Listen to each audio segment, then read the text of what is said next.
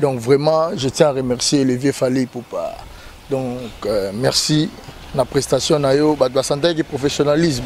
Enfin musique eza musala, musique eza grimacité, eza comédité, eza ba crime boagelate, musique ezali art de combiner les sons d'une manière agréable à l'oreille. Donc faut Mbappé bien.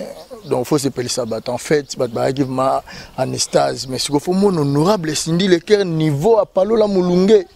La petite mère na besoin na ketchup mbote. Ala giwana kilo ba elibino pena bo kilo le batolo ba elibino fils aeli papa na ebu kilo na concert ba maman bino mo isala bino ndonde poto ba mo pa we ma ako pesa ye makambo abela en plus bo kilo le roi bo kilo no sauter à stylé un grand prêtre mère monter ma vie na biso fallait pour parfois mon style donc on sentit souki blanche on sentit que noir ya kitoko na ngosi en plus so c'est qui ba tout ba seka kaka de la mine donc à peu près le rôle là donc c'est que faut mon donc très bien taillé. En fait, félicitations mon vieux Azana, femme qui est une très belle femme. Donc mère na biso na ketchup à répondre à ma critère. Donc voilà qui wana Kofi Olomide suspendre Kirikou via trop de bêtises. Toi Bamso Olobi que na ko frapper déjà porte et pas ya faire rigoler tout ça là. Bon moni ya bilo moni bo kisko kanda ngo en fait Akenda vent. C'est lui, il a fait des audios, moi j'en ai.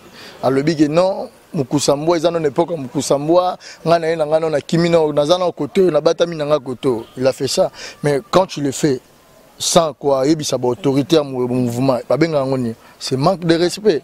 Voilà donc biso tozana la posa na yo au travail mais yo lingo za la té parce qu'il y a complexe il y a complexité la rivalité donc voilà je peux pas dire ça biso dans la featuring ba ozela talara maître Gims le musique congolaise il y a un monique le musique congolaise ezokufate pour parce que deux piliers ba ali comprendre Kofi Olomide Fali na président Basel Roi 3 na président Weranson na ndinga na te basé belé on a tangi 3 parce que bango baza ba lokola ba international quand on parle de l'international on voit Fali pour pas mutobo yango azate on voit Kofi Olomide prévané au rôle ba Davido mais Davido yemoko on reconnaître Kofi Olomide légende. Donc complexe de ça là bango bongo moni lelo soki peut-être ba reconnaître yote au moni ngoni peut-être des appels mamba boulot les leur moteur les nini te yo salaire effort sur me lire na boulot trace yango wana ba Davido ba yeba ba na trace yo kasi Davido abi Robinho te amona raete mareto ayebi ete ndenga yembi ba gampo te Fali ba Kofi mais ayebi quand même jouer les ballons vous comprenez. Yo peso beti na trace kangande kabola bituma yango wana batikela lelo droma so bi génération ba misa trace buto mona ngo manquement mais ça manquement te vous comprenez donc ça l'effort côté na trace on a comment tati na ba deuxième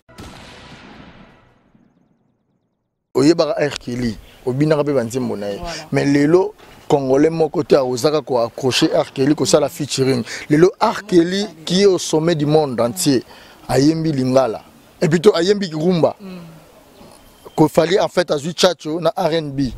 Romban, bah yembi ils a fierté. C'est par là qu'il fallait accompagner maman, fallait jouer un gars pas perdre. Que fait le mina mana ba umba gaolo, bah mise ba bela ça va featuring na bango. Donc idée wana ce qu'il fallait pour pas n'attendre aux alliés. Comme azana ba opportunité à obima marocain de potes. Pour ba dazer bele ba na opportunité que les potes. Pour biso to ebi kampo takbada kendara sumi kilita na kin. Mais ba bele ba kendara mais ce qu'il fallait à courager à affronter bango, à affronter ba Arkeli.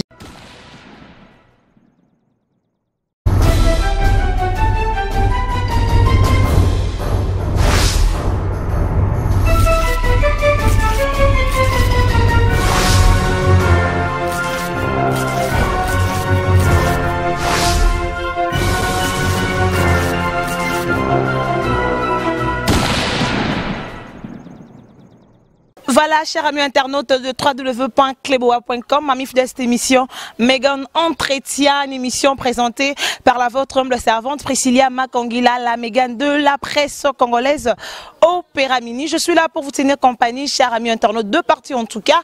Permettez-moi de dire un grand merci à tous les internautes qui nous suivent en ce net moment de partout. Merci aux géniteurs de second site de la nation Tonton Banda. Merci beaucoup à toi et merci à Mangaya Pichou, merci à Herman Emporio Swaga Boy. Donc, on aura abonné à moi featuring et Salibia. Merci beaucoup à tous les partenaires de cette émission. Là, je vois le frère Michonoka, l'aspect spirituel, la Bopé Tonanzo Topena Molimo. Déjà, tu rejoins à Kinshasa pour un clip. Il y a 100% Zambé cette fois-ci. Cette fois-ci, la Mégane Opéra. Et cette émission, vraiment, le réel plaisir de recevoir. Pour vous comprenez, hein? Ce baby qui me dans la 4, il y a Montfléry. Montfléry, tu reçois la merveille Rambo. Rambo, quand tu reçois la peine, ça a vraiment plaisir. On a internet, nous sommes bien de partout. Par rapport à l'actualité, il y a quartier latino, il y a Kofi Olomide, Songambeli, Beta Jamel, Kofi Ada. Donc tout cela, la merveille Rambo déjà. Je sais pas, Armand Ampo, je vais la rabiser déjà Rambo merveille.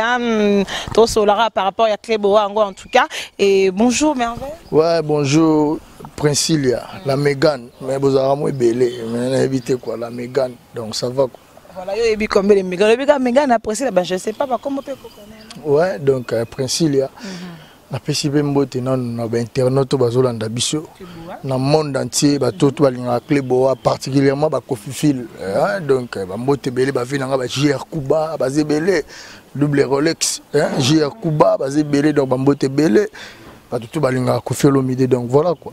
Voilà bambote na batoto balinga vraiment Kofi Olomide. L'actualité nous oblige yango vraiment toyé na où j'autorisé à yemo Kofi Olomide agbada parce que l'actualité ko lo ba me belé et par rapport il y a concert na il y a invest vraiment ils a qui tombé tout le monde bazala qui wana Kofi Olomide ko s'appelle ça ba maman vraiment c'était pour le maman en tout cas tout le monde qui vraiment bar surprise marambe belé salemaki merveille non par rapport il y a concert on feedback ils a qui ndeni bon moni biso za ba professionnel ils allaient à concert comme concert nyoso mais ils allaient à moi particularité parce que Kofi Olomide alingaka s'appelle c'est jusqu'au ba maman pour moi de la femme talara le 8 mars et tombaki journée mort ouvrable les ara jeudi un certain jeudi la société to ebi que ça la ka ba bakinda ba boulot mais ce que tant que alingaka ba maman minga ebi le 8 mars soit chez bon concert ba linga ba fatigué ba miso ba linga ba sepelaté vous comprenez en plus soit chez bango payant pour na ngeza lokola à 7 mois mbeba pour moni azamuto adopter ba maman surtout na moi na bango il fallait honorer bango comme il faut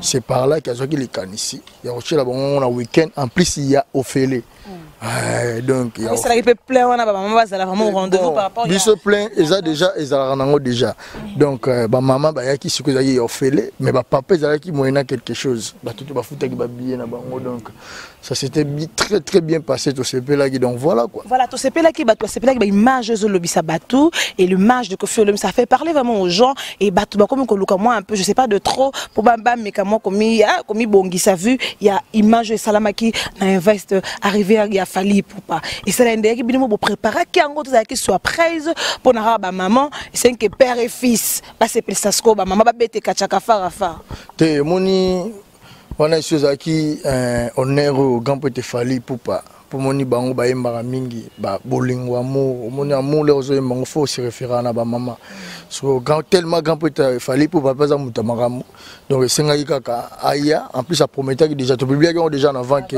à Rosala donc à honorer car ba maman pas la qui bango bon comme nga peut-être na beti pe le 8 mars c'était comme père nanga Kofi Olomide a obetara le 10 donc nga pena profiter kaka comme ça moi ba maman na ya to yembela ba maman et longa na papa nanga donc vraiment je tiens à remercier le vieux Fali pour pas donc merci la prestation na yo ba santé qui professionnalisme enfin musique eza musala musique eza grimacité eza comédité eza ba crime boagelate musique ezali art de combiner les sons d'une manière agréable à l'oreille donc soyez Mbappé bien donc faut se peler ça en fait ba give ma anestase mais ce qu'il faut mon honorable Cindy le cœur niveau à palo la mulunge la pesi mère na biso na ketchup mbote ala ki wana kilo ba elibino pena bo kilo ne batolo ba elibino fils a eli papa na ebu kilo na concert ba maman bino mo isala bino ndonde poto wa mo pa we ma ako pesa ye makambo abela en plus bo kilo le roi bo kilo no sauter à stylé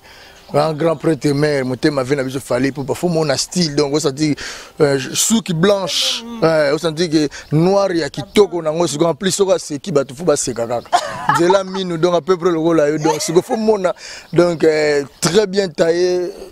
En fait, félicitations mon vieux Azana, femme qui est une très belle femme. Donc mère nabiso nana ketchup à répondre à ma critères. Donc voilà qui wana à mon qui père ya mwana ya mobali na ye grand poète Agbada donc grand poète Agbada père honoraki donc ça s'est très bien passé donc biso tozalaki taka venanga fallait lobi quartier la tesa dynastie yango wana le grand poète Agbada lobaki keja donc mona ba Didier Sikou tozani comme Didier Sikou ya za pilier donc c'est l'homme na biso to a duré trop na le seigneur Agbada donc il y a déjà qui na ba trentaine d'années bazoye mwana muke pa mamami abokolié style Didier Sigo ba yo kaka yeyo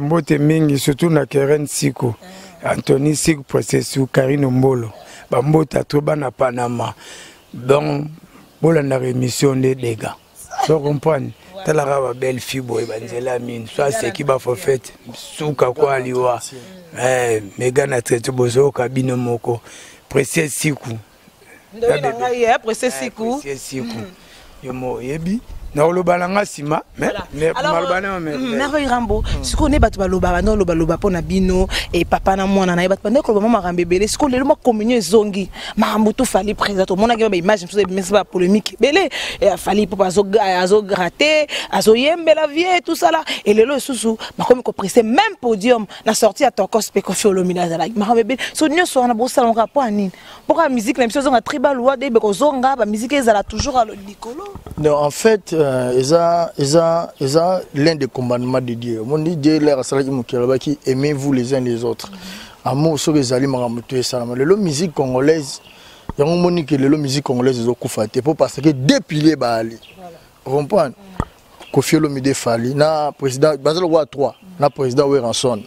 Hein, te basé belé, on a tangi 3 parce que on basa baloro là international. Quand on parle de l'international, on voit Fali pour pas mutobo yango azate, on voit Kofi Olomide prévané au rôle ba Davido mais Davido yemoko on reconnaître Kofi Olomide légende idole na ye. Pas le belé pour Davido bo pesa Davido makambo pourquoi? Le botom la culture ya mort même Davido so ko nié. Batoko ba wera, batoko ba non anié ko ndima bo Davido asali nini déjà wa artiste la biso na mboko ba.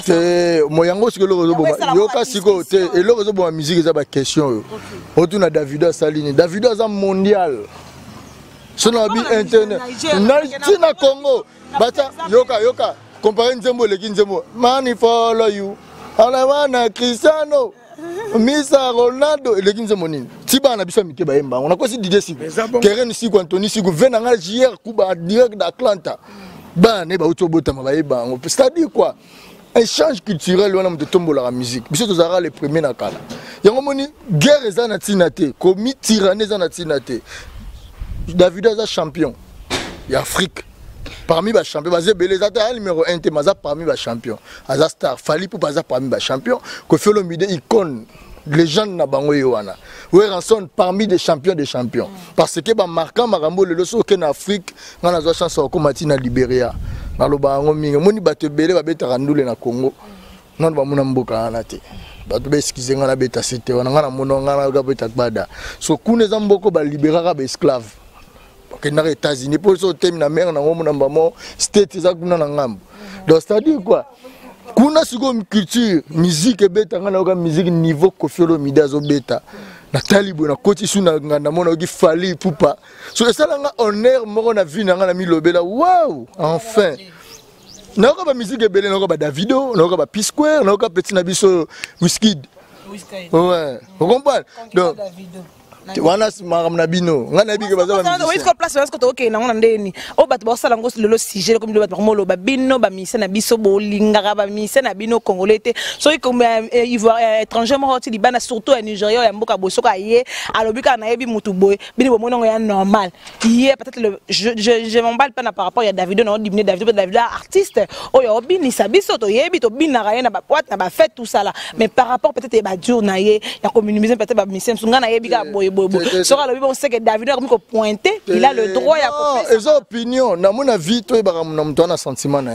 en opinion personne aza au-dessus ya opinion mutu donc mutu na mutu na oza na droit ya ko rêver que oza rêver na millionnaire oza na droit na ngoto plus na démocratie donc Davido sera lobby na ye ke pona ngai n'arriva Koffi Olomide aza légende na ngai est-ce akosi faut que tu rappelles akosi to za lokuta peut-être alobe la radio kula te alobeli Koffi Olomide po mutongo pe eza bongo so kaka David alobango te tokenda ana nini mo ya États-Unis abima légende africaine kaka ngala ba tout fan na Togo apesanga manto mongo boye le plus cher ala ton émission collègue na Frank Stemay so kina miki di bato basomba ba manto ba bi pour eloko wana donc c'est-à-dire quoi bazo benga Koffi Olomide mo petit wana omulai abenga extraterrestre voilà l'extraterrestre comme wana kuna bossa na fona benga nga peta gbada ba tout fan petit wana bazara Barabas na Master Just so Barabas omulai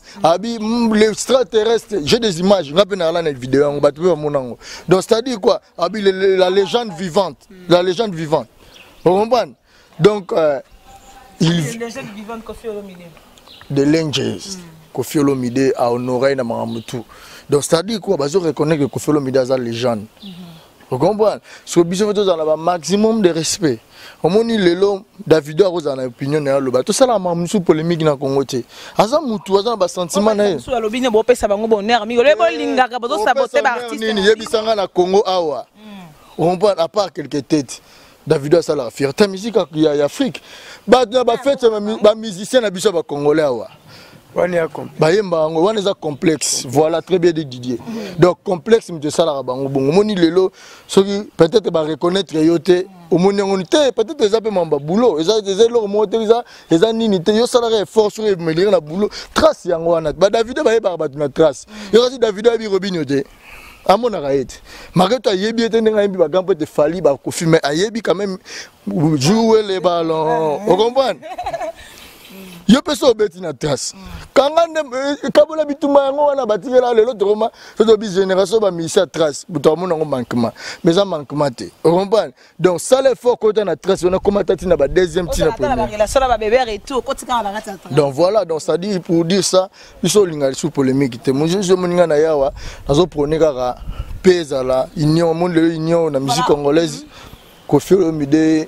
Fally Ipupa Ranson basé belé ba mise basé belé ba mise tout congolais l'autre na solidarité pour moni le ba Nigeria ba koma sur muninga oye mata asa clip awa ya bandole kana kaka telemi akota kaka voilà c'est ça les liens ngasiko na mona talaka Flavo na petit na biso techno Flavo ayembité ma bimi figurant moni déjà sengo na kin beso idéologie nezali so mutoka ga po tagbada zarane dana ibetiki wana mona moko sa clip ne boya koti na mona ngope lelo pa petit na nga innocent petit na nga innocent ba les jeunes leaders taka to sa clip mo boya ndole ka ya mbangwa kita ya kotaka na clip donc ça l'a très bien donc ça dit quoi biloko wana de ça la force en musique biloko wana ça la force en musique Merveille Rambo parce que il y a deux artistes que plaire ba musique artiste même ba olela que ba père il y a na bango soit place à banda qui ba ko négliger bango ba ko wangala bango ba ko pesa bango to ba ko ndimaka ba misusu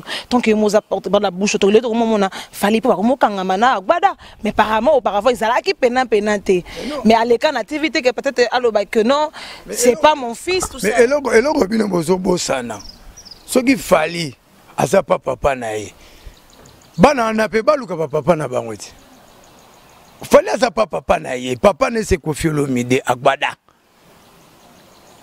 quatre courant na soirée moko et bien on te histoire wana yeba mamba kora non za na ba chikia quoi ngamoko na fidi na bana na fidi sidi boye Fally boye viatini Fally azo présenter un quartier latin na kati ya fidi avec Michael Preza ya jury Koffi Olomide était là aussi ça dit Fally aza papa na ye c'est normal donc en fait pour les batute na mambo c'est ya la lobby peut-être batu ba mona ngo faux ils appellent initiative oui que les king na bi wana Fally na bino yenda za numéro 1 ça moko mo sala moi fier parce que na orchestre musu peut pas papa nyo surtout azalaka fier na mwana na yeso ki mwana abongi eza kwa yoso mais non Koffi Olomide aza na bana boni ebele pe bana poto babonga na bango baza na bango pe bien mais ko mwana oyo azusko oyo drapeau ya mboka aina ngote papa na etala vérité pour le loto Koffi Olomide azate tout à fait c'est Fally Ipupa to wanga na ngote yoba R Kelly Robert Kelly. Oh, featuring Siko. Siko R. Kelly n'a fallu poupa du Cap du Merveille R. Marabiouche. Au monde n'a fallu. Donc en fait, moi je comprends ceci. En fait, Zela, il y aura Zela qui a signé on a une ibisayo. Merveille. Na ina ibisoboy. Omoni en fait l'idée c'est quoi le oyeba R. Kelly. Obinaka pe banzembo na ye. Mais lelo Congolais mon côté à Osaka ko accroché R. Kelly ko ça la featuring. Lelo R. Kelly qui est au sommet du monde entier. Ayembi Lingala. Et plutôt Ayembi Rumba. Qu'il fallait en fait à Zuchacho na R&B. Romban, Bayembi, ils ont fierté. C'est par là qu'il fallait accompagner Maramwana, fallait à Zouanga pas perdre. Qu'il faut le minaye mana ba Umba Gaolo, ba mise ba bela ça va featuring na bango. Donc idée wana ce qu'il fallait pour pas n'attendre aux alliés. Comme on a une opportunité à obima marocain de potes. Pour baser belle bana opportunité que potes. Pour biso to biga peut tagbada kendara soumi kilita tanakin. Mais belle ba kendara mais ce qu'il fallait encourager à affronter bango, à affronter ba R. Kelly, à ça les bon. En fait, l'idée si vous voulez dire quoi. Moi na papa ne c'est dire quoi. Bato yo bazapena ba papa na bango, c'est sans polémique. Biso linga les sous polémique. Bato mabolimbisa ngamba polémique na linga ngote. On voit pour na bunda. Tezana silisa. Na bunda na mamba polémique boyebi na bete belé. Na linga ngo soute donc. On verra ça dans le bar on a tribal world, faut artiste bo sanganara. Moi na maboya kapena bo soutenir, c'est ça ce que et ça la force c'est la musique qui est étrangère. Il était prophète. Donc voilà, donc ça dit le Lower ensemble moi aussi je l'encourage parce que il fait très bien son boulot le lot aux ans zenga luke tout. Donc voilà, biso musique est bongo. Mais autour de la place moro lobby que moi na zonga tatana, je sais pas batwe sanga pourquoi polémique tout ça là non c'est pas polémique que to meka moko solo là to ne ba lingala to sombeti na marani ici na merveille rambo pour capter ça peut ba idée na par rapport ya marambo peut-être lobana polémique ou tema marambo solo bana obi moi na aluka père na et tout ça là mais les gens parlent aussi tant bolo ba moi na aluka père na mais bino moko pe koto na bino ko felo mbanda ko zwa pe bana baninga o peut-être bazaki na ba père na bango lelo ba koma pa na lelo pe Quand on a répondu pour vérité, Kofi Olomide dans Zobana vérité, bana na bango banda olukande Kofi Olomide. Ba ko luka musala. Tema ba lembi ba luka musala. Kofi azwaka mutute. Akenda ote bango ne ba ka kozwaye. Ba luka musala. Ko luka makamba el musala. Ba ka musala. Po afuta bango ba yibana misala ba sali afuti bango oya moni akena ye. Tombola ki pene zalaka ko. Eza normal. Lelo na kini to koma Kofi zaneti komba Jésus. Nzambe na tongo nzambe pesa ngai rombale edit yanga na bundesi komba Kofi komba kwa Jésus on comprend nzambe salenzanga na bimawe njulele kamalamu na tongo pe Kofi Olomide salenzanga et puis vaner lelo ba komi odorer Kofi ba mo selete banze ba komi ko adorer Kofi Olomide. Donc en fait ceci c'est ça plutôt en fait na lo babo donc c'est-à-dire quoi Kofi Olomide Azwara, moni Kofi central, tozora ba musicien ba touté. To yedara bango ba propulser œuvre na bango. Bato ba kota quartier la tesa juste pour na œuvre na bango, to aider bango, to propulser bango. Vous comprenez? Donc tozawana te poto zwaka poto tozawana te poto zwara ba musicien bato. Vous comprenez? Ezara que musicien peut-être à longwe aye na ye. Omoni lelo ngala lobi boy. L'ikanisio fali na Kofi bazana ngo ya osala album moko eza likanisa bien j'espère que les loto lobby au mona ngope bat musu ba oza biso to linginde bongo ezala to lingi ranking te o mona mwana muke manke mukolo to mukolo manke mwana muke ezelo biso ba congolais to de lingango lisusu te pour moninga lelo biso moni biso le batwalo ba polémique biso lelo to réplique raté. Pour peut-être des polémiques, on a des répliques sur le lobby, mais bien sûr que tu répliques à rater.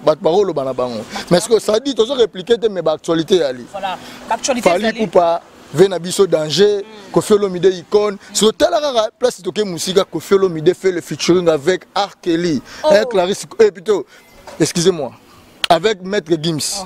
Donc, Maître Gims, Yemoko a sollicité Grand Prêtre Bada. Ça featuring.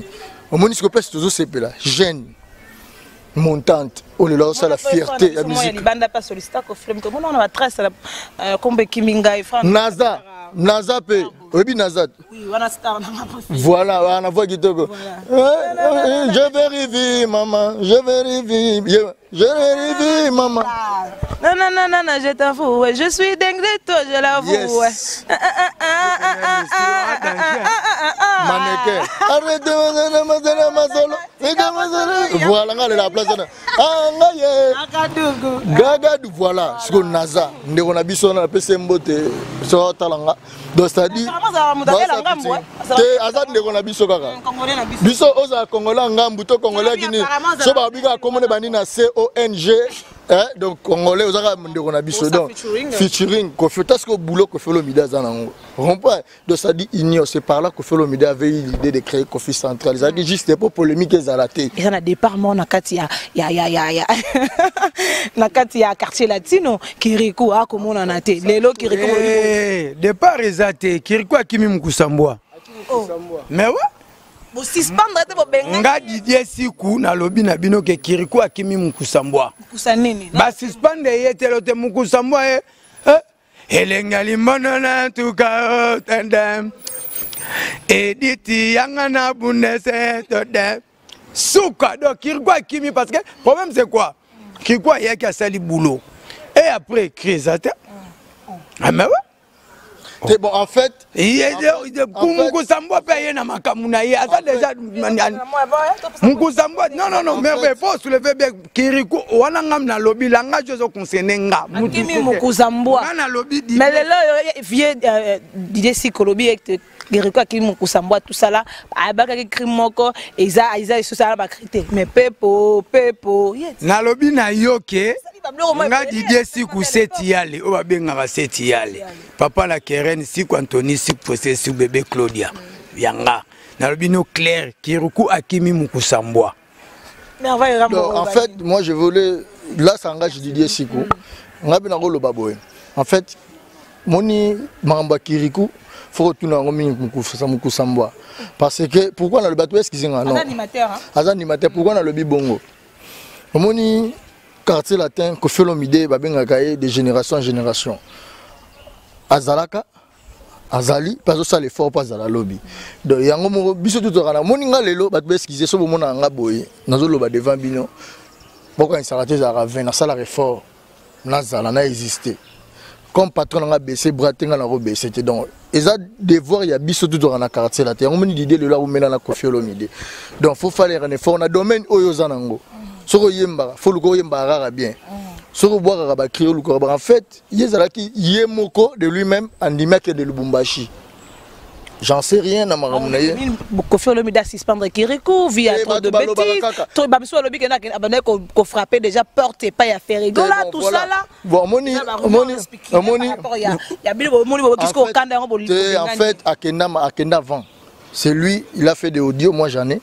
À lobi que non Mukusambwa ils en ont époque Mukusambwa ngana ina ngana na kimino nazana koto na batami nanga koto il a fait ça mais quand tu le fais sans quoi yebisa ba autorité mouvement babenga ngoni c'est manque de respect voilà donc biso tozana la posa na yo au travail mais yo lingo zalate parce que y a complexe eza complexité mo boy la rivalité donc voilà je peux pas dire ça biso dans la featuring ba ozela talara maître Gims yemoka le bayimbana la légende.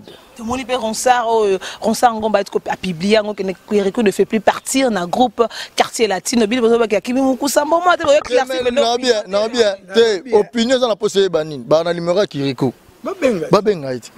Biso to na temps parce que en fait mambo ne botti la. Biso mandé toi boy. Quartier latino qui peut na vide mon Kirikou à côté moi voilà. Est-ce que comprendre ngam na zoye ngala leka na mutuka za makolo. Na mimieti quartier là, te mamuna lo bagan peut takbada za envie. Vous comprenez? Et donc quand alugi asala makamuna. Donc en fait ngala za na te pono lo mamuna devoir ba pesi ngana formé na batu. Biso quartier latin, orchestre munene, tozu nzembo, banzembo. En fait, nous avons signalé Clarisse Cole et la baronne, Néné Consalves, Venangaï. Georges Kaloum, éléphant de l'île, très fort plus que la force elle-même. On a nzembo. Deux fois, na OCP du Sabatu. En fait.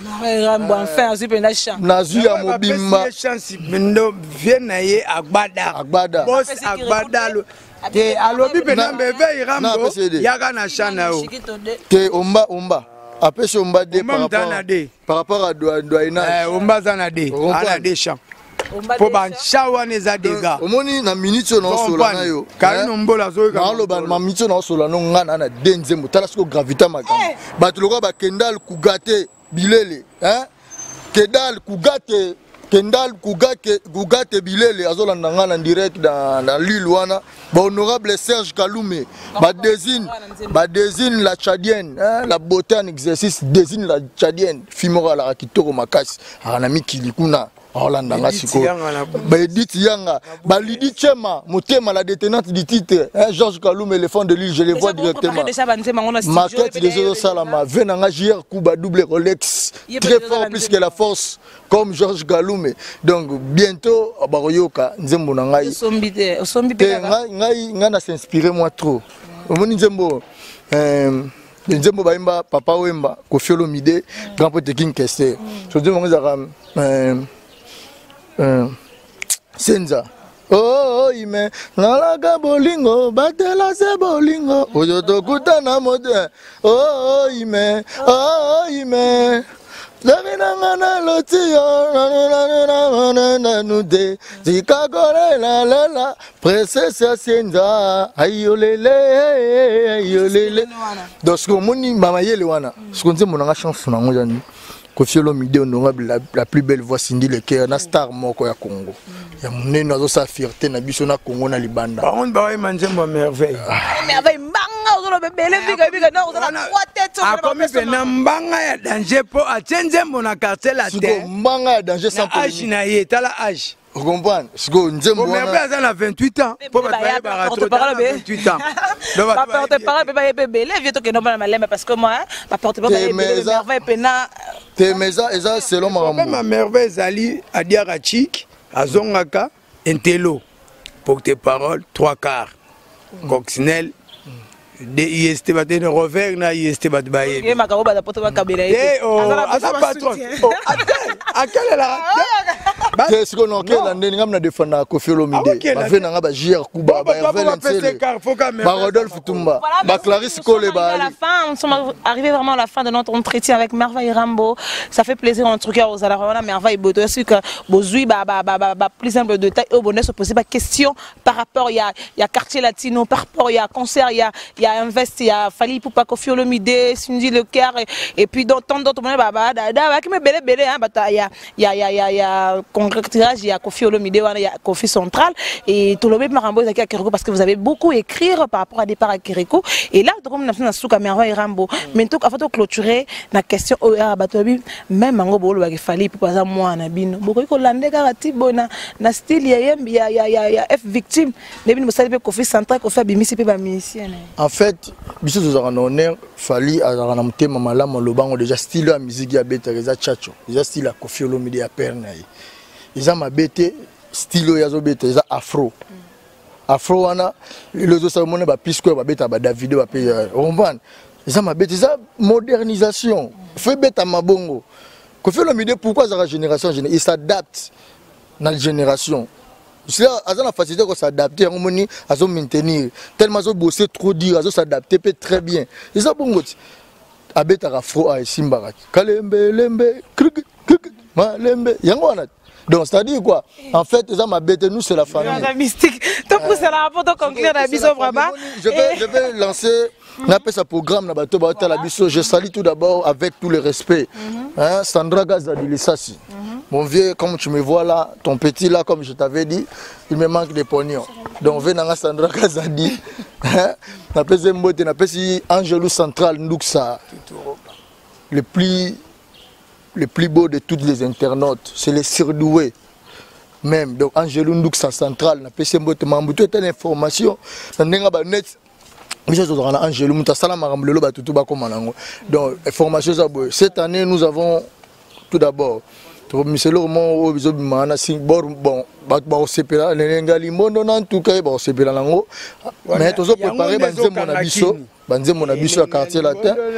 et deuxièmement, album.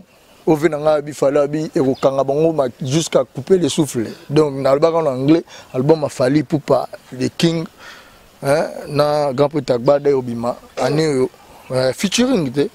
featuring de lobat eza bien tu biso to s'adapter eza au moins force to za uni hein en fait na Congo to za uni pour to za déjà poussé on a ba talenté on a la plus belle voix ya moi ça zali ya mibali azali ba chanter ba danser à makasi ba ali dans ba orchestre tout na Congo to na ba guerrier donc ça to sera boyokani tout s'exploser le plus fort. Nous sommes arrivés à la fin de notre speech avec le groupe du quartier latino, avec Merveille Rambo, Didier Sikou, Basololi vraiment Balobi, et ça dit plaisir parce que tu as Kawana pour nous une information par rapport à des parts à Kiriko Boyoki, à Kimi Mukusamba. Mukusamba, on peut faire tout le radeau Luka et Pena, Herman Empor, tout le Kava Mukusamba, tu es réellement que Isaac est arrivé dans des salles de Lingam Sousbaki, maman.